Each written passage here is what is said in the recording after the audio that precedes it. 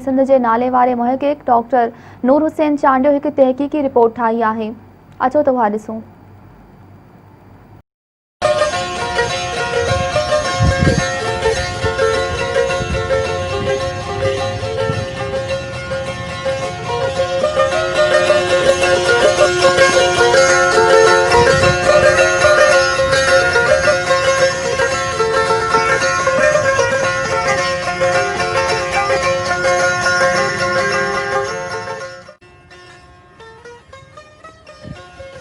धरती जो मथाचरो जेतरो ॾिसण में हसीन ऐं पुरकशिश है ओतिरो अंदरां गरम ऐं भवाइतो पिण लगे थो।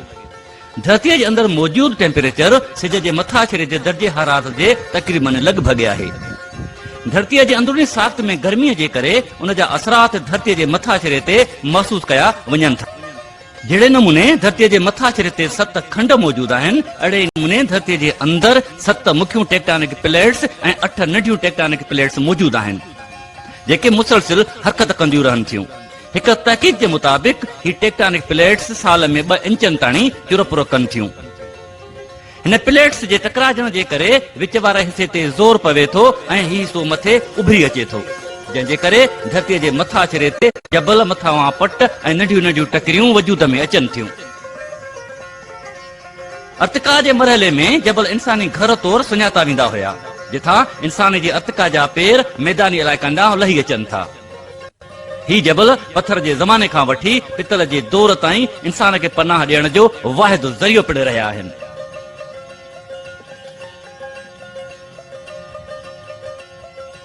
दुनिया के उन जाबुल टकरिन मां रोहड़ी हिल्स भी हिकु आहिनि, जंहिंजे गारन में इंसानी वजूद पैदा थी वॾो थियो ऐं मुख़्तलिफ़ इलाइक़नि में छाइजी वियो। रोहड़ी जूं टकरियूं सिंध के ओभर में खेरपुर ऐं सखर ज़िलनि में मौजूद आहिनि, जिथां पुराणनि वसंदनि जा निशान अॼु बि चिटा ॾिसी सघजनि था, जिथे पत्थर मां ठहियल औज़ारनि जूं ॼण त के फैक्ट्रियूं लॻल हुजनि। रोहड़ी हिल्स की तारीख़ पुराने पत्थर के दौर का शुरू थिए थी। उन पत्थर के दौर के असीं पैलियोलिथिक चवंदा आहियूं। पैलियोलिथिक जा 3 हिस्सा आहिनि: पैलियोलिथिक, मेज़ोलिथिक एंड नियोलिथिक। पैलियोलिथिक के अगेन असां 3 हिस्सनि में lower, middle and upper Palaeolithic में विरहायो आहे। रोहड़ीअ जा टकर जेके सखर शहर का शुरू थियनि था, ठरीअ जे शहर ताईं ख़त्म थियनि था, इन पूरे सिलसिले में इहे सभई दौर असांखे डिस्कवर थिया आहिनि।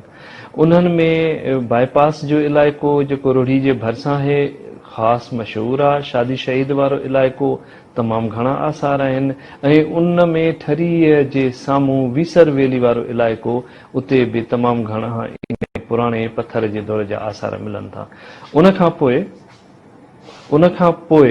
असांखे लाॻीतो रोहड़ी जा हिल्स तारीख़ी तौर ते इस्तेमालु थींदे नज़र आया आहिनि, जंहिंमें मोहन जे दड़े जो दौर ऐं ख़ासि तौर ते मोहन जे दड़े जे दौर में तमामु घणो वॾो इंडस्ट्रियल एरिया साउथ एशिया जो तसवुरु कयो वियो आहे। उन में 1200 खां वधीक पत्थर जा औज़ार, पत्थर जा हथियार ठाहिण जा कारखाना मिलिया आहिनि, जंहिंमें वढ टुक जा औज़ार ऐं छिलण जा औज़ार ऐं ॿिया औज़ार जेके पूरी सिंधु सभ्यता में डिस्ट्रीब्यूट थिया आहिनि वापार जे। माहिरनि जी तहक़ीक़ के मुताबिक हिते सामुंडी जा पिंड पहाड़ वॾे तादाद में मिलिया आहिनि, जंहिंमां वाज़िह आहे त हीउ इलाइक़ो अॼु खां लखें साल पहिरीं समुंड जे पाणीअ हेठि हो। जंहिंखां पोइ जियोलॉजिकल टाइम स्केल के मुताबिक समुंड आहिस्ता आहिस्ता मथां हिन इलाइक़नि खां हेठि लही अॼोकी हालत में वञी बीठो। हिन क़िस्म जो ज़िक्र न सिर्फ़ ॾेही माहिरनि कयो आहे, बल्कि 1988 में बोलिविया में थियल इंटरनेशनल कॉन्फ्रेंस में जर्मन सां ताल्लुक़ रखंदड़ हिकु आसार क़दीमा जे माहिर पिण कयो आहे। इन खां पोइ 2001, 2008 ऐं 2018 में इंटरनेशनल कॉन्फ्रेंस में ऐं इंटरनेशनल पब्लिकेशन में इन क़िस्म जो ज़िक्र पिण अचे थो। 2000 ताईं इटालियन मिशन सां गॾिजी कैम्प कयो, जंहिंमें आउं पाण उन टीम जो हिसो रहियुसि। उन वक़्तु सर्वे दौरान जेके असांखे ज़िंदगी जा ओञाण मिलिया, उन्हनि में ख़ासि करे फिश फॉसिल्स, पिंड पाण जेके चई सघिजे थो, स्नेल्स, स्टार फिश, ऐं रिंग टाइप हिकिड़ा फॉसिल्स मिलिया जेके हयातीअ तरफ़ इशारो ॾियनि था त हिते उन कंहिं अॻिते ज़माने में ज़िंदगी मौजूदु रही ऐं उहे जेके वञाण मिलिया फॉसिल्स मिलिया उहे फॉसिल्स तक़रीबन पाणीअ जा जानवर रहिया न कि ख़ुश्की जा जानवर रहिया।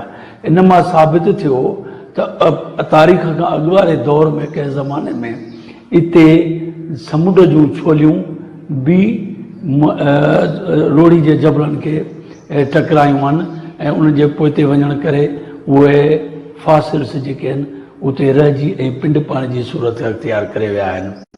इन्हनि खां अलावा उन साॻियुनि टकरियुनि जे मथाई छेड़े ते असांखे पत्थर जे ज़माने जा ठहियल इंसान जे हथ जा औज़ार पिणु मिलिया आहिनि। ही जबल जेके आहिनि से समुंड हेठि मर्ज थियल हुया। उन समुंड खे हू टिथिया सी चवनि था। उहो टिथिया सी जेको आहे उहो तक़रीबन 3 करोड़ साल पहिरियां हिते मौजूदु हुयो, जेको आहिस्ता आहिस्ता पोइते वञी करे हींअर मौजूदा कराची जी लेवल ते पहुतो आहे।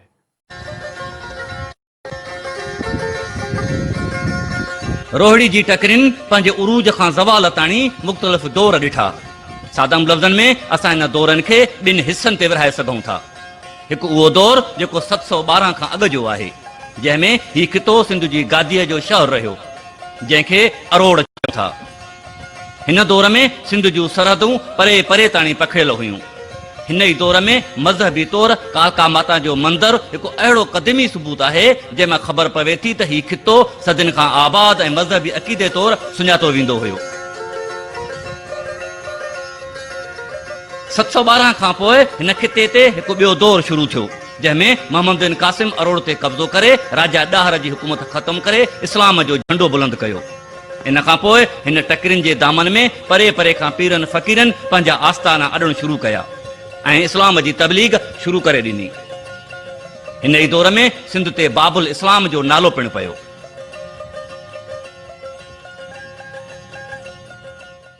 चवंदासीं त मोहन जे दड़े खां वठी रनीकोट ताणी, कोट ॾिजी ताणी या रोहिड़ी हिल्स ताणी सिंध जो हर ज़िलो हिकु तारीख़ सां भरियो पियो आहे। पर सच इहो आहे त जेकॾहिं असां सिंध जी तारीख़ जी ॻाल्हि कंदा आहियूं त असांखे डायरेक्ट जेको आहे सो मोहन जे दड़े जी तारीख़ यादि अची वेंदी आहे, जेका असां वटि तक़रीबन सभ खां पुराणी तस्वर कई वञे थी ऐं 5000 साल पुराणी तहज़ीब आहे। मोहन जो दड़ो ऐं जेकॾहिं असां रोहिड़ी जी तारीख़ में असां रोहिड़ी जेके टकरियूं आहिनि उन जी तारीख़ ते नज़र विझंदासीं ऐं उनजी ॿिन्हिनि जी मुशाबत रखंदासीं त मोहन जे दड़े जी जेका तारीख़ आहे उहा रोहिड़ी जे टकरियुनि जी तारीख़ जे बिल्कुलु ॼणो ईअं सम्झो करे त कल्ह जो किसो हुजे थो। मोहन जे दड़े जो जेको पहिरियों दौर थी गुज़रियो आहे उहो उन जे बराबरि आहे जेके रोहिड़ी जी टकरियूं आहिनि उनजो आख़िरी दौर गुज़रियो हुजे उन्हनि सां जेको आहे मैच कनि थियूं पयूं। त सिंध जी तारीख़ सिर्फ़ु असां 5000 सालनि ताणी न भायूं, बल्कि असां रोहिड़ी जी तारीख़ ताणी हलूं था। जेके असांखे रोहिड़ी जी जेके टकरियूं आहिनि उन जी तारीख़ सां जेके असां काउंट कयूं त उहा असांजी सिंध जी तारीख़ वधीक उजागर थींदी, जेका 5000 साल न बल्कि लखे साल पुराणी आहे। जंहिं टकरियुनि जे अंदरि असांखे पुराणी वसंतियूं मिलियूं आहिनि, जंहिंजे अंदरि असांखे वढण छिलण टुकड़ण जा औज़ार मिलिया आहिनि, उते उन्हनि औज़ारनि जी वरी फैक्ट्री मिलियूं आहिनि जेके सिंध जे मुख़्तलिफ़ हिसनि में या दुनिया जे मुख़्तलिफ़ हिसनि में उनजो वापारु कयो वेंदो हुयो। रोहिड़ी जूं टकरियूं पंहिंजी सूंह जे करे इलाइक़े जे माण्हुनि जी पिकनिक पॉइंट पिणु आहिनि, जंहिंजी फितरती सूंह माण्हुनि खे मोहे विझे थी। जॾहिं हिन टकरियुनि मथां बरसाति पवे थी त खिते जी फितरती सूंह निखिरी पवे थी ऐं परे परे खां माण्हुनि जा हुजूम गॾु थी टोलनि जी सूरत में हिते पहुचनि था। हिन खिते में अहिड़ा माण्हू बि आहिनि जेके 1960 जे ॾहाके खां वठी अॼु ताईं रोहिड़ीअ जी टकरियुनि ते पंहिंजा प्रोग्राम ठाहे न रुॻो सैरो तफ़रीह कनि था, बल्कि उते मौजूदु क़ौमी नवादरात जंहिंमें पिंड पहाड़, पथर मां ठहियल औज़ार, पहाड़नि में मौजूदु गारनि मां तारीख़ ॻोल्हण जी कोशिशि कनि था। उन्हनि माण्हुनि मां प्रोफेसर शाह मोहम्मद लोराणी बि हिकु आहे, जेको 1960 जे ॾहाके खां वठी अॼु ताणी हिते पंहिंजो भेरो न भॻो आहे।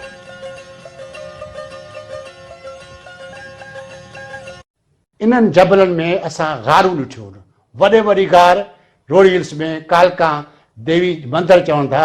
इहे मंदरु त हाणे थियो, इहे मज़हब 15000 साल या वधि अॻु जी ॻाल्हि आहे, पर इहा गार इंसान 2.5-3 लख साल अॻु में आबाद कई आहे ऐं इहा गार उनजे रहण जो वॾो शेल्टर रहियो आहे ऐं उहा शादी हिल जी भरिसां वॾी असां हाणे 2019 में असां ॾिठी आहे, जंहिंमें घटि में घटि 250-300 माण्हू अंदरि उन गार में बीह सघनि था, रही सघनि था।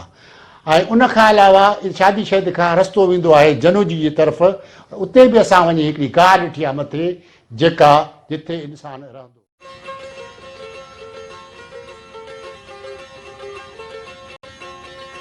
सखर खां अरोड़ ऐं अरोड़ खां दरगाह उभन शाह ताईं हिन वक़्तु 20 खां मथे स्टोन क्रेशर जा प्लांट लॻल आहिनि, जेकी हिन खिते जी तारीख़ खे ख़तमु करण लाइ 24 कलाक पथरनि खे भोर भोर करे रहिया आहिनि। अलमियो इहो आहे त ही प्लांट सरकारी इजाज़त सां हली रहिया आहिनि, जंहिंसां न रुॻो तारीख़ बल्कि फितरती सूंह ऐं इको सिस्टम पिणु ख़तमु थी रहिया आहिनि। जॾहिं त मुख़्तलिफ़ वक़्तनि ते हितां जे बाशऊर माण्हुनि ज़िले इंतिज़ामिया खे हिन प्लांट्स खे बंदि करण लाइ दरख़्वास्तूं पिणु ॾिनियूं आहिनि, मगर अॼु ताईं इन जो को बि हल न निकिरी सघियो आहे। रोहिड़ीअ जूं टकरियूं क़ौमी वरसो आहिनि, जंहिंमें हिन खिते जी तारीख़ लिखियलु आहे।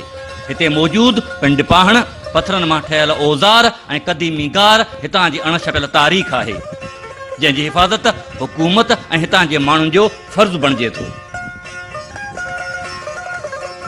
वक़्त जी उहा ज़रूरत आहे त हिननि क्रेश प्लांट्स जूं लीज़ ख़तमु करे हीअ फितरती सूंह बहाल करे हिन क़ौमी वरसे खे बचाइजे, जंहिंसां हिन इलाइक़े जी लखें साल पुराणी तारीख़ बची पवंदी ऐं हिन इलाइक़े खे नेशनल पार्क जो दर्जो ॾिनो वञे।